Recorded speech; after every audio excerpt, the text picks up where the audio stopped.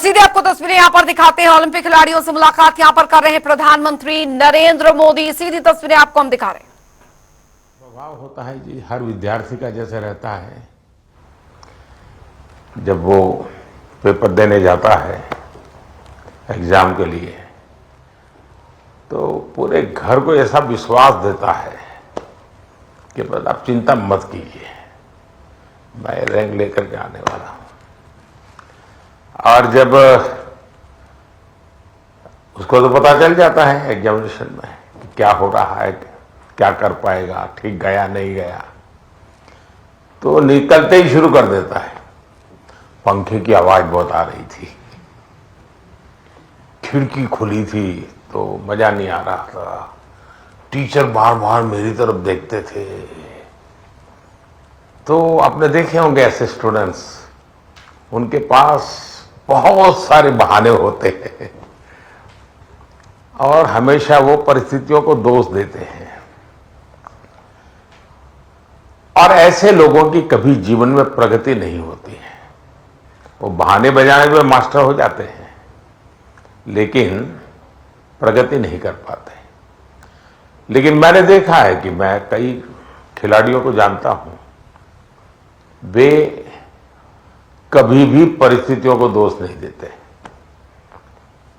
वो हमेशा कहते हैं कि जी मुझे वो टेक्निक मेरे लिए नई थी, वो जो करता था मैंने अंदाज नहीं लगाया कि वो भी एक तरीका हो सकता है।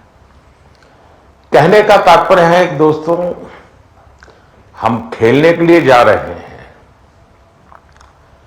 हम अपना बेस्ट परफॉर्मेंस के लिए जा रहे हैं, लेकिन ओलंपिक सीखने का भी बहुत बड़ा मैदान होता है। अब तो एक तो मैं अपना खेल खेलूं और टेलीफोन करके सबको बताता रहूं देख क्या जैसा रहा वैसा रहा। दूसरे होते हैं बाकी हर खेल देखने जाते हैं, फलाना देश कैसे खेल रहा है, टिकना देश कैसे खेल रहा है, और वो चीजों को पूरी तरह ऑब्जर्व करता है, कोशिश करता है एब्सॉर्ब करने की, और आकर के अपने कोच को भी बताया कि यार भाई मैंने देखा उसने तो बड़ा कमाल कर दिया था लास्ट मोमेंट, अब मुझे भी बताइए वो क्या टेक्निक थी। कभी उस वीडियो को लेकर के 10 बार देखता है कि उसने कैसे उसको पलटा था। तो इन्हें जो सीखने की वृत्ति से काम करता है उसके लिए सीखने के बहुत अवसर होते हैं। जो शिकायत में जीना चाहता है उसके लिए भी अवसरों की कमी नहीं होती है। दुनिया के समृद्ध समृद्ध देश भी उत्तम से उत्तम सुविधाओं के साथ आए हुए लोग भी शायद शिकायत करते हुए नजर आएंगे, और हमारे जैसे देश के लोग जाते हैं, कई कठिनाइयां होती है, बहुत सी असुविधाएं होती है, लेकिन दिल में उसके मन में रहता है मेरा देश, मेरा तिरंगा झंडा, और इसलिए वो कठिनाइयों को, असुविधाओं को बिल्कुल साइड में रखता है, वो अपने मिशन के लिए लग जाता है। और इसलिए साथियों, मुझे पक्का विश्वास है कि इस बार भी खेल के मैदान में आप भारत का नाम रोशन करके आएंगे। जो पहली बार जा रहे हैं, जिनको ओलंपिक में जाने का पहला मौका मिल रहा है, ऐसे कौन कौन है? अच्छा, बेटियों की संख्या ज्यादा है, पहलवानों की संख्या ज्यादा है? अच्छा, जो पहली बार जा रहे हैं उनके मन में क्या चल रहा है, मैं जरा सुनना चाहूंगा, आप क्या सोच रहे हैं? आप में से कोई भी बताए। हाँ बताइए, आप कुछ कहना चाहती हो ना ये पीछे? हाँ हाँ बताइए। तो मुझे काफी अच्छा लग रहा है कि मैं पहली बार। हाँ, अपना परिचय बता दीजिए। और मैं रमिता जिंदल हूँ। एयर राइफल शूटिंग में मैं पहली बार ओलंपिक्स में जा रही हूँ, तो I am very excited to go because Olympics में जाने का सपना तो स्टार्टिंग से ही था मेरा, जब से स्पोर्ट्स स्टार्ट किया है मैंने। तो मुझे काफ़ी एक्साइटमेंट भी है और साथ में मोटिवेशन भी है काफ़ी कि देश के लिए मैं कुछ अच्छा करके आऊँ वहाँ। आपकी ट्रेनिंग कहाँ हुई है? मैं हरियाणा से हूँ, बट मैं ट्रेनिंग चेन्नई में करती हूँ। परिवार में भी और कोई खेल जगत से जुड़े हुए थे कि आप ही ने शुरुआत की? नहीं, मैंने ही शुरुआत की है। अच्छा, वरना हरियाणा में तो हर घर में खिलाड़ी मिलेगा। बैठिए। और कौन कुछ बताएंगे अपना, जो पहली बार जा रहे हैं? बेटियां तो बहुत बता सकती है। दीजिए वो बोलेगी कुछ। हाँ, मेरा नाम रितिका है और मैं हरियाणा रोहतक से हूँ और मैं बहुत खुश हूँ। मैं पहली बार जा रही हूँ। एक्साइटमेंट भी बहुत है कि मैं अपना मैट पे प्रदर्शन दिखाऊंगी, पूरे देश की नज़र मुझ पे होगी और सभी लोग दुआ भी कर रहे हैं और मैं भी अपना 100% दूंगी। शाबाश। और बोलिए ना। हाँ, दीजिए। आप संकोच कर रही है, बोलना है, आपको बॉडी लैंग्वेज कह रही है। मेरा नाम अंतिम पंगाड़ है और मैं 53 kg में रेसलिंग करती हूँ। मैं अभी 19 साल की हूँ और मैं ओलंपिक खेलने जाऊंगी। बहुत खुशी है मुझे कि भाई अभी तक ओलंपिक में सिर्फ कुश्ती में एक ही मेडल आया लड़के का और वो भी ब्रॉन्ज आया, तो मैं चाहती हूँ मैं इससे भी अच्छा मेडल लेके आऊँ। शाबाश। अच्छा, आप में से 18 से भी कम उम्र के कौन कौन है जिनकी एज 18 से कम है? एक, हाँ बताइए बेटा। हाँ। Hi, I'm Dinidhi Desingu. I'm 14 years old. I'm from Kerala, but I represent Karnataka generally. I am really excited to go to the Olympics this year as being a part of Team India. It's a great honor and a great privilege that I got to be a part with such an amazing team this year. I know that it's just the start of my journey and I know that there's a long, long way to go for me and for all of us over here. I hope that we all make our country proud and I hope that we come back with great achievements and lifetime goals. Wish all the best. अच्छा, जो लोग 3 बार से ज्यादा बार Olympic में गए हैं, ऐसे कौन कौन है? More than 3 times. हाँ, जरा उनसे सुनेंगे। हाँ, मोर देन 3 टाइम्स। हाँ, बताइए। हाँ, कहिए, झारखंड वालों को तो छूट है कुछ भी बोलने की। नमस्ते सर, मेरा नाम दीपिका कुमारी है। मैं आर्चरी को रिप्रेजेंट करती हूँ।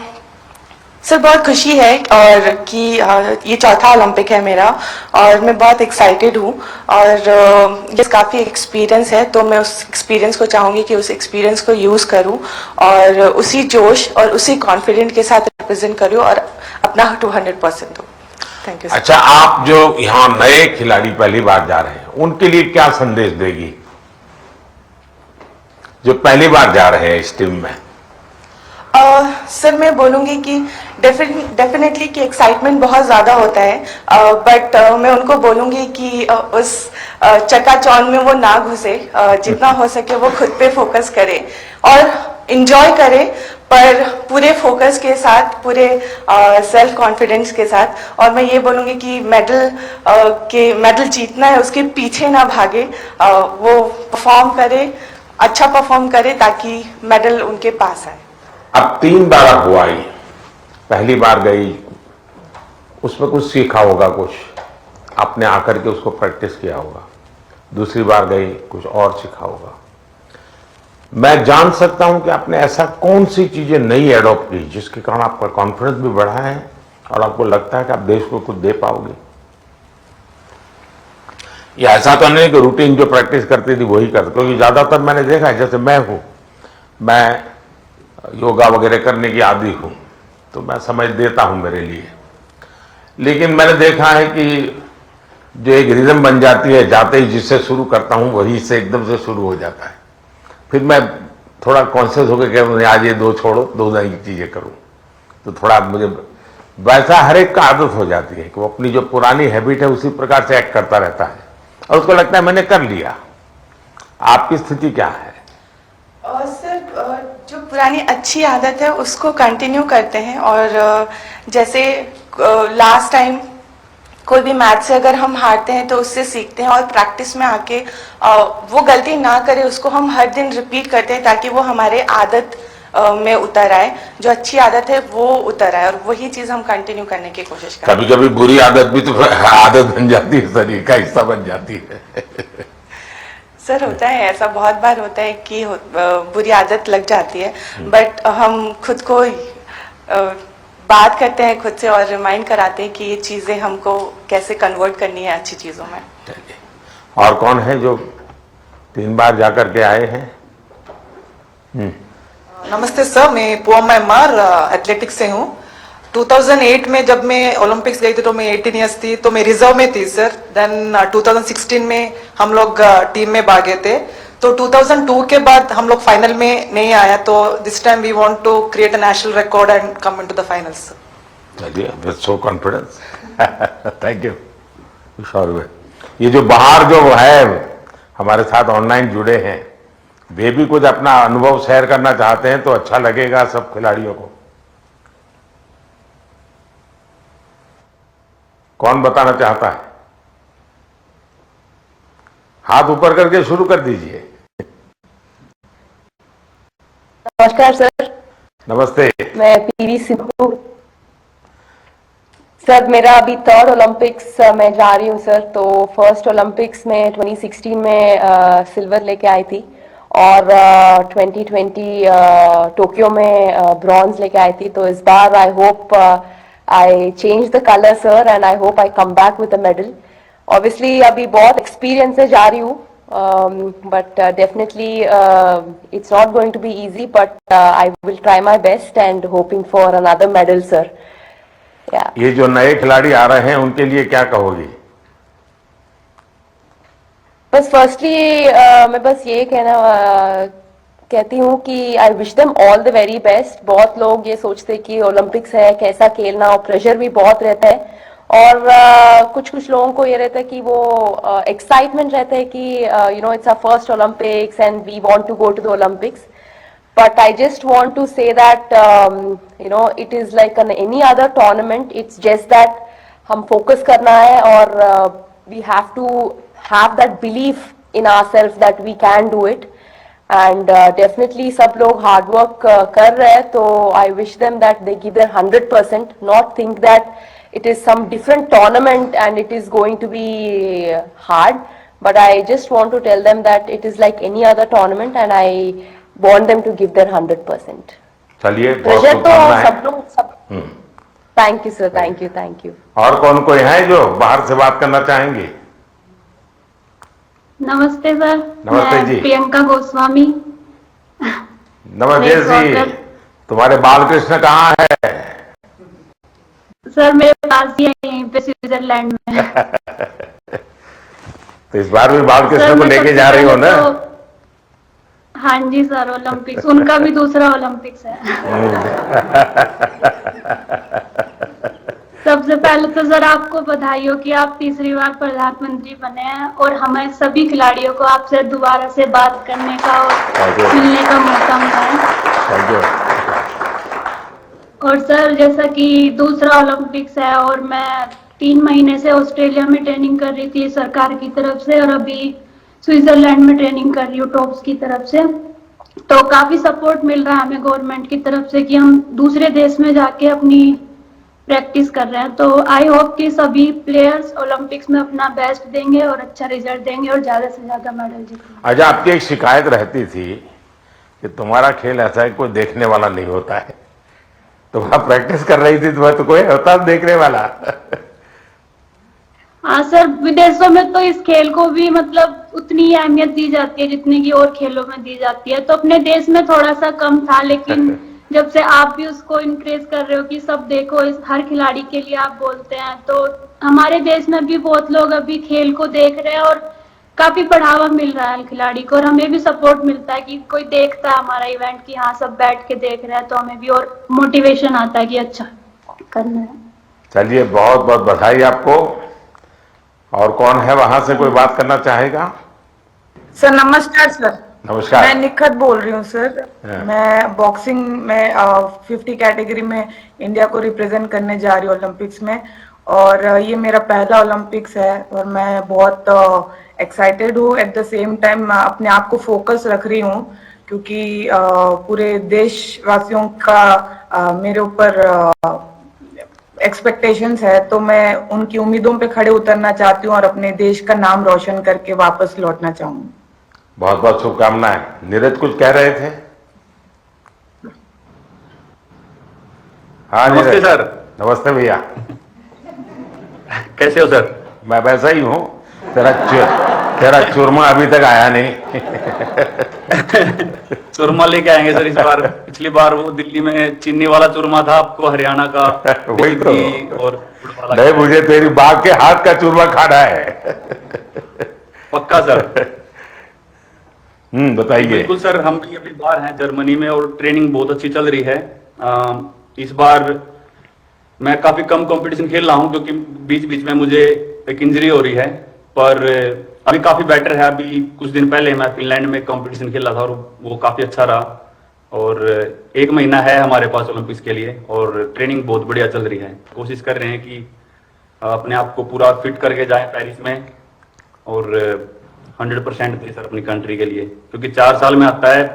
मैं सभी एथलीट्स को ये बोलना चाहूंगा कि 4 साल में मौका मिलता है और अपने अंदर घुस के उस चीज को निकालें कि क्या वो चीज है जिससे हम अपना बेस्ट दे सकते हैं। क्योंकि मेरा टोक्यो मेरा पहला ओलंपिक्स था और पहले ओलंपिक्स में ही बहुत ही अच्छा रिजल्ट रहा, गोल्ड जीता देश के लिए।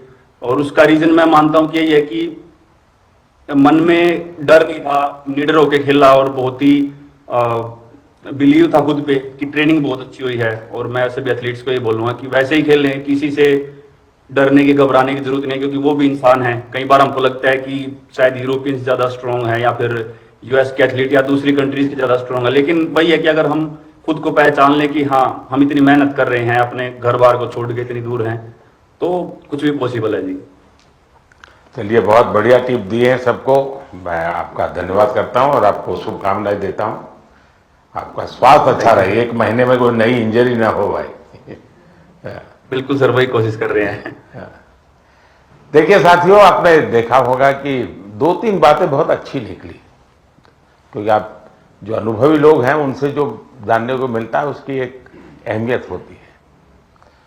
जैसे आपको बताया गया कि वहां के तामझाम में डूब मत जाना, खो मत जाना, ये बहुत सही है जी।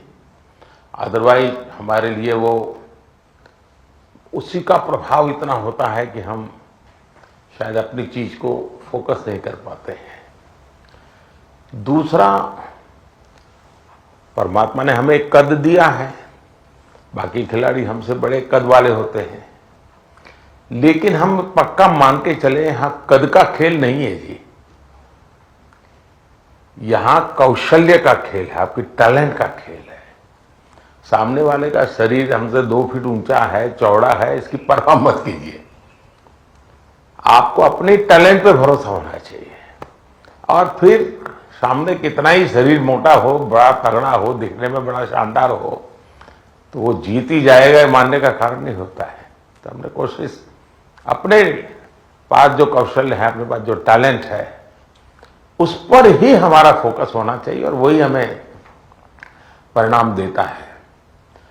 आपने देखा होगा कि बहुत सारे लोग, बहुत कुछ आता है उनको, लेकिन एग्जामिनेशन के समय गड़बड़ हो जाती है। उनको लगता है यार याद नहीं आता है, फिर सोचता है, कुछ कोरिलेट करता है, और उसका मूल कारण उसका एग्जाम पर ध्यान कम होता है। उसका मूल कारण होता है कि अगर मैं अच्छा नहीं करूंगा तो घर वाले क्या कहेंगे, अगर मैं मार्क्स कम लाए तो क्या, उसी प्रेशर में रहता है। आप चिंता छोड़ दीजिए दोस्तों, आप खेलिए अच्छा बस। अरे मेडल आते भी हैं, नहीं भी आते, क्या है, ये प्रेशर कभी मत रखिए। हाँ, अपना 100% बेस्ट देना है, ये मिजाज अपना होना चाहिए और उसमें कोई कमी नहीं होनी चाहिए। दूसरा, आप लोग जानते होंगे, आपको शायद ये आपके कोचेज हैं वो सब, या आपकी जो साइकोलॉजिकल जो ट्रीट करते हैं वो भी आपको समझाते होंगे। खेल जगत में प्रैक्टिस का जितना महत्व है, कंसिस्टेंसी का जितना महत्व है, उतना ही महत्व नींद का है। और कभी कभी तो कल सुबह मैच होने वाला, आज रात को नींद ही नहीं आ रही है। और शायद कोई और चीज हमें जितना नुकसान नहीं करती है, उससे ज्यादा नींद का अभाव नुकसान करती है। और आपको आश्चर्य होगा कि एक ऐसा प्रधानमंत्री है जो हमको सोने के लिए कह रहा है। लेकिन मैं आपसे आग्रह से कहूंगा, अच्छी नींद बहुत जरूरी है खेल जगत के लिए, किसी भी जीवन के हर चीज के लिए। और आजकल तो मेडिकल साइंस भी नींद पर बहुत बल दे रहा है कि आपकी नींद कितने समय की है, कितनी साउंड स्लीप है, इसका बड़ा महत्व माना जाता है। और नया मेडिकल साइंस में इन चीजों को बड़ा स्वीकार किया जा रहा है। और इसलिए कितना ही एक्साइटमेंट क्यों ना हो जी, आप नींद पक्की करके, वैसे आप लोग मेहनत इतनी करते हैं कि आपको नींद आना बहुत स्वाभाविक होता है, क्योंकि आप गहरी नींद में चले जाए तो इतनी मेहनत करते हैं शरीर से। लेकिन शरीर की मेहनत वाली नींद एक बात है, और सभी चिंताओं से मुक्त सोना ये अलग चीज है। और इसलिए मैं आपसे आग्रह करूंगा कि आप नींद के संबंध में जरा भी कॉम्प्रोमाइज, और थोड़े दिन पहले इसीलिए भेजते हैं कि थोड़ा आप वहां पर जेट लैग वगैरह समस्याओं से बच जाए, वहां थोड़ा कंफर्ट फील करें, और उसके बाद आप खेल के मैदान में उतरे तो आपको सुविधा रहे, इसलिए एक व्यवस्था सरकार करती है। खिलाड़ियों की सुविधा के लिए इस बार भी कुछ नई नई चीजें करने का प्रयास किया है, लेकिन फिर भी मैं कह नहीं सकता हूं कि हर एक को सब कुछ वहां सुविधाजनक होगा ही कि नहीं होगा, लेकिन कोशिश की है। इन दिनों हम वहां के जो भारतीय समुदाय है उनको भी जरा एक्टिवेट करते हैं, उनको मोबिलाइज करते हैं, जरा आप भी हमारे खिलाड़ियों के साथ जरा जुड़िए। कुछ डिसिप्लिन रहती है, इसलिए उतने तो निकट नहीं रह सकते, लेकिन फिर भी वो ख्याल रखते हैं, चिंता करते हैं। जिसका खेल पूरा हो जाता है उसकी तो भरपूर चिंता करते हैं। लेकिन हम कोशिश करते हैं कि एक प्रकार से आप लोगों के लिए कंफर्ट रहें, असुविधा ना हो, और आप लोग अच्छा परिणाम लेकर के आए। मेरी तरफ से आप लोगों को बहुत बहुत शुभकामनाएं हैं, और मैं आप लोगों का फिर से एक बार इंतजार करूंगा जब आप 11 अगस्त को तो सारा खेल पूरा होगा। आप में से लोग जल्दी आएंगे, ऐसा तो क्रम रहता है, लेकिन मैं कोशिश करूंगा कि 15 अगस्त को एक बार लाल किले पर जब कार्यक्रम होता है तो आप लोग भी उसमें उपस्थित रहें, ताकि देश देखेगा कि यहाँ से हमारे ओलंपिक खेलने के लिए जो गए थे, क्योंकि ओलंपिक खेलने जाना ये भी बहुत बड़ी बात होती है जी।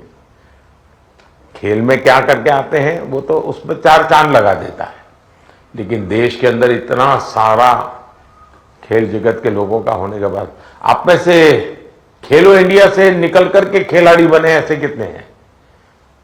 अच्छा, ये भी काफी लोग हैं। तो आपका क्या, कैसा, कौन सा खेल रहा क्या है, बता दीजिए जरा। हेलो सर, मैं सिफ्त हूँ और मैं शूटिंग, क्योंकि दिल्ली में ट्रेनिंग करके और उस टीम में आके जो भी मेरा रिजल्ट आया तो खेलो इंडिया कारण ही आया। चलिए, अच्छी शुरुआत है। हाँ जी। आपका? नमस्ते सर, मेरा नाम मनु भाकर है। मैं शूटिंग में ही अभी दूसरा ओलंपिक मेरी इंडिया को रिप्रेजेंट करूंगी।